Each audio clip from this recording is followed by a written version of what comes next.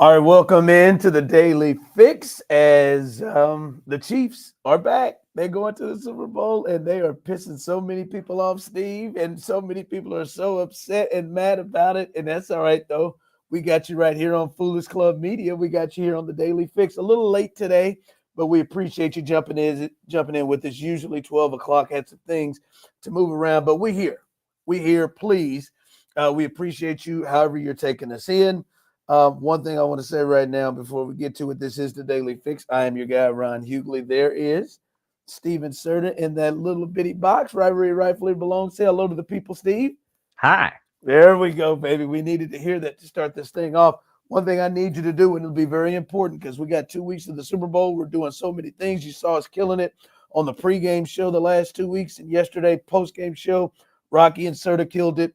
You'll get all kind of content this week from Beat Season to Brian's World to Show and BK, the Daily Fix every day.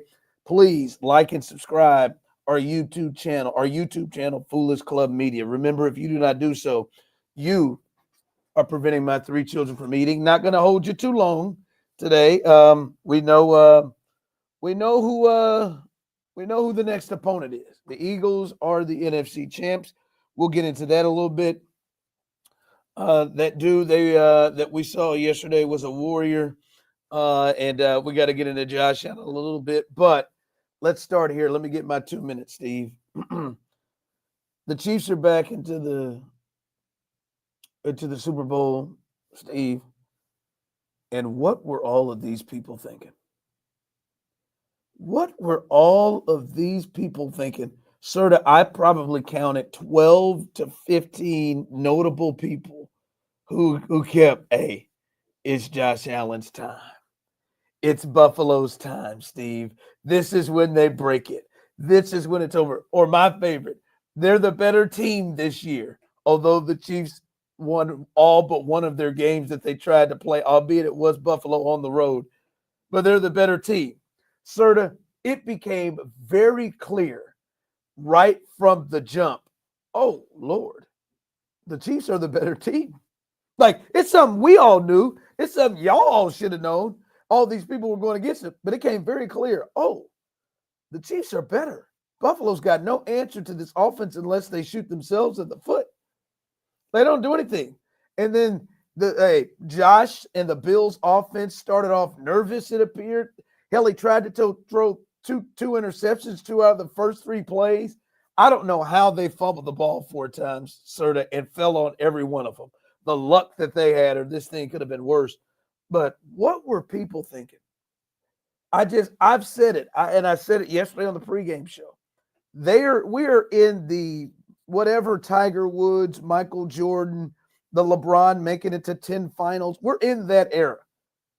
How in the hell did people seriously convince themselves that this Buffalo Bills team that you knew didn't have any special guys outside of him? Now, I'll give you James Cook. James Cook was big time last night and had a great season. To come in and think that they were going to be the better team or they were in the driver's seat. I don't know. Now watch, Steve. We got 2 weeks. Right now, they're saying this. They did it again. There are people who are about to get in here in the next couple of weeks, convince themselves that the Philadelphia Eagles are going to be the ones. They're going to be the next ones. Now, I'm a little bit more nervous about that game than I was about the Buffalo one. But people are about to convince themselves it's the Eagles. It's the Eagles. I just don't know what these people were thinking, Serta. Well, I get the idea that it's like, the concept of like it's Josh Allen's time. And Josh Allen is an all-time great player. And we'll get to him in a second. And he played out of his mind on the big stage. But even those like early game jitters from the Buffalo Bills offense, like we had seen that from Patrick Mahomes like early in his career in these big games. So now he's just played in so many of them that doesn't really happen with the Chiefs offense in this game. So I think that's understandable being on the stage that you're on.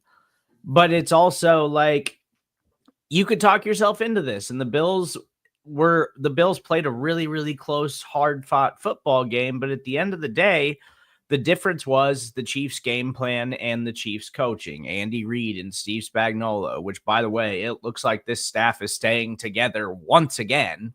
another year of them coming back, even though they did get some head coaching looks this season. And it's just what happens when you have Patrick Mahomes and when you have this Hall of Fame coaching staff putting together game plans and dialing things up. They just know how to do it in the biggest moments. Yep, they make plays. They make plays in the big moments. They do whatever, and they make the right calls in the big moments. And I'll be honest, Josh, we'll get to him. I mean, a lot of this, the Chiefs probably helped this game be closer than it could have been. I mean, at 21-10, when it should have been worse than that, when they were rolling and they just had that weird fumble that had nothing to do with Buffalo, this thing could have got away. But they made some plays, and it was, to me, it was very clear all season and everything that they've done that this team had the coaching advantage, the quarterback advantage, the defensive advantage, and that all showed in this game down the stretch. All right, let's get to Josh Allen. Josh was a warrior, man. And as you said, man, he was incredible. I think he started out nervous a bit, and that might be a part of maybe the outcome of the game. But that throw he made to Mac Hollins over McDuffie, and some of the plays he made and some of the things he did. And look, he tried to turn it over a little bit, Steve, but still he fought the urge of being silly. He fought the urge of being silly. And too much, and so much so, sort of to the end where he almost completed that pass to Kincaid. That throw getting hit from George to put it anywhere there. I thought that thing, it looked like a Hail Mary, a mini Hail Mary. I thought it was going to get picked, but he somehow got enough on that throw. I'll be honest, I don't even know if Patrick, as strong as his arm is, I don't know if Mahomes can get hit and make that and get that much on it. I thought it was going to get picked, knocked down, and he got it to him. But, to me, I think as we look at this, there's been some juggles, and it's year to year. I think, it is clear that Josh is clearly behind Mahomes as the cemented number 2. I think that's the case. And all those other guys had great years. And Joe has played them tight. But no quarterback, has really consistently played with him damn near every time. And nobody's even beaten the Chiefs, albeit, it's in the regular season like they have. So I think Josh – I could see the pain, and you understand the pain, and yeah, he's gonna mess with this. It's gonna mess with him for a while because it's damn, I can't beat this dude nowhere, not at home, not there, nowhere. And hell, this guy outran me, he outthrew me. Yeah, everything. He scored 2 touchdowns. He'll be thinking about some of those tush pushes, but he was great and one of the toughest tests the Chiefs ever had. Yeah, Josh Allen is an all-time great player. And I think Lamar is an all-time great player. Joe Burrow is really, really good. And Joe Burrow's claim to fame is he's the one guy that's beaten Patrick Mahomes in outside the of Brady. Yeah. But Josh Allen, and the difference I think between him and Lamar is Lamar's got all of the awards, all of the regular season stuff, and Lamar is an absolutely incredible player. But Lamar's numbers in the playoffs are bad. Josh Allen's numbers in the playoffs are good. Josh Allen steps up and performs on these big stages and goes toe-to-toe with Patrick Mahomes. It's just the difference of this is greatness versus greatness, and Patrick Mahomes just refusing to allow Josh Allen to get any kind of nod over him. And Mahomes always makes the play that he has to. And Dalton Kincaid dropping that pass, this is what we saw happen with, these great teams. It's just they make the plays when they have to, and teams that just are a step behind them just miss on 1 or 2 of those plays, and it becomes the difference in all of this. Mahomes is just that good. And we talked about this on Show and BK, right? And I said, who is Josh? Is Josh Karl Malone or is Josh Steph Curry? Because Steph Curry always had the better supporting cast when he went up against LeBron, and Karl never had the better supporting cast when he went against Michael. And he not only had to play as well as Michael, he had to outplay him to make up for the other stuff. And that's the thing is, see, Mahomes' defense, when they got to go get a stop, they go get a stop for him. Right? They like, hey, they got a field goal up. You're like, damn, Josh got over 3 minutes. They can score a touchdown with him. Nope.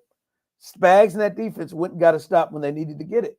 And other players went to go make plays when they needed to get it more. His supporting cast right now is also better. And he outplayed Josh, too, as good as Josh was. So it's just a tough one there. All right, finally, let's get here. We will be talking about this over the next couple of weeks. The Eagles are the opponent. They put up a double nickel on the Washington Commanders. And can I say this? I know the score was 55-22 or 23 or whatever it was. If you go watch it, it didn't feel like that big of a gap when watching it. I mean, it was like the Commanders had the ball down 11 at the start of the fourth quarter at midfield and were driving until they had their third of 4 turnovers in that game that the Eagles all turned into like touchdowns. So, that game, if you look at the score, it looks worse than it actually was. But that right there, sort of, that's the Eagles team that is scary to other teams. They are the team I've said all year. I've said they're the team I thought was going to come out of the NFC. They're the most talented team, top to bottom, in my opinion. Their line plays are great. They've got talent all over the place with Barkley and Brown and Smith and Goddard. That right there, that's the scary one. Now, they don't tend to play like this all the time, but that one there, man, when you get Saquon rolling, and then you got Jalen, who probably played his best game of the year, throwing it and running it. Goddard was going, Brown was going, and then they forced 4 turnovers, and that's a problem. That is the version of the Eagles that scares opponents, and the Chiefs can't allow them to play in that manner, and they can't turn the ball over. But yeah, they showed where, hey, this is a ball game, and this is a serious threat to try to stop the three-peat. The Eagles are scary. Yeah, you were scared during the game. I don't know how you were talking about the Eagles during that game at one point, but you were scared during the game. Well, and I was talking about like my concerns with the Chiefs defense, which I don't think are really all that real. It was me just like living in the moment of that game, I think. But I don't know. The Bills just started running it down their throats. Yeah, and the run defense has been struggling lately after it looked like it was one of the better run defenses in the NFL for most of the season. But no, this Eagles team is amazing, and I think the like compared to how they were the last Super Bowl when they faced the Chiefs, their defense is totally different now, and their defense is a whole another monster now on top of their offensive line, which is still one of the absolute best in the NFL. And now they have Saquon stacked with AJ Brown and Devontae Smith and Dallas Goedert and Jalen Hurts. Like, this talent on this team is absolutely insane. And they're a scary team because it's similar, I think, to the last time that when the Eagles beat the Patriots in the Super Bowl. Like, that team was just stacked across the board, just talent everywhere. Like, this team, I think, is closer to that one even than the last time the Eagles made it to the Super Bowl and lost to the Chiefs. They're as talented as like these 49er teams the Chiefs have had to run up against. Yeah. Just fully talented around. Now, clearly the Chiefs have a major advantage like they do in a lot of the games in coach and at quarterback, and that can make up for things. But like the Eagles got, hey, maybe the edge isn't as scary as some of the teams they've played, but the interior, this is going to be the best interior defense that this team has had to face. When you talk about Jordan Davis, the way he played yesterday, and then obviously the other kid, Jalen Carter, who is having an all-pro level season. So it'll be a tough one, but we got a long time to talk about it. Chiefs are back in the Super Bowl, 5 Super Bowls in 6 years, and if they can cap it off in 2 weeks in New Orleans, this is the best dynasty we've ever seen in all of football. Hi, Mom and Courtney.